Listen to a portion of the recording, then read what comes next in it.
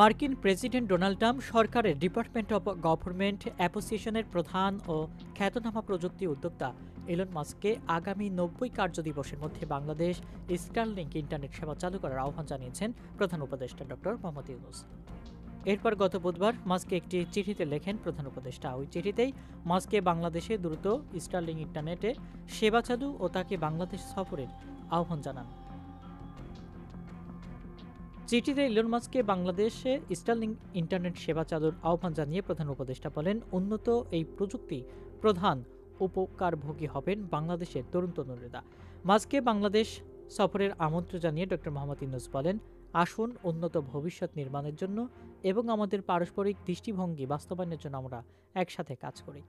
চিঠিতে আরও বলা হয়, বাংলাদেশের অবকাঠামোতে স্টারলিংকের সংযোগকে একীভূত করার ফলে রূপান্তরমূলক প্রভাব পড়বে, বিশেষ করে বাংলাদেশের যুব উদ্যোক্তা সমাজ, গ্রামীণ ও দুর্বল নারী এবং প্রত্যন্ত ও সুবিধাবঞ্চিত সম্প্রদায়ের উপর। বাংলাদেশ যাতে আগামী ৯০ কার্যদিবসের মধ্যে স্টারলিংক ইন্টারনেট সেবা চালুর বিষয়টি নিশ্চিত করা যায়, সেজন্যই প্রধান উপদেষ্টার উচ্চ পর্যায়ের প্রতিনিধি ডক্টর খলিলুর রহমানকে ইলন মাস্কের মহাকাশ গবেষণা প্রতিষ্ঠান স্পেস এক্সের সাথে নিবিড়ভাবে যোগাযোগের দায়িত্ব দেওয়া হয়েছে। প্রধান উপদেষ্টা ডক্টর ইউনূস গত ১৩ ফেব্রুয়ারি ইলন মাস্কের সাথে ভার্চুয়াল বৈঠক করেন। সে সময় মাস্ক ডক্টর ইউনূসকে জানান, বাংলাদেশের গ্রামীণ ও পিছিয়ে থাকা নারী এবং প্রত্যন্ত অঞ্চলের জনগোষ্ঠীর উন্নয়নে উল্লেখযোগ্য ভূমিকা নিতে পারে।